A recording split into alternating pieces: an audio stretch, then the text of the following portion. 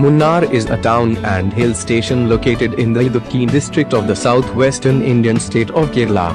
The name Munnar is believed to mean three rivers, referring to its location at the confluence of the Madhya rivers Nalapani and Kandali rivers, located at the Western Ghats with an average elevation of 1,700 meters above sea level.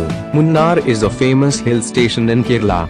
The hill station enjoys a favorable and pleasant climate all year round and is famous for its lush green hills and tea plantations. Munnar is also called the Kashmir of South India and is a popular honeymoon destination.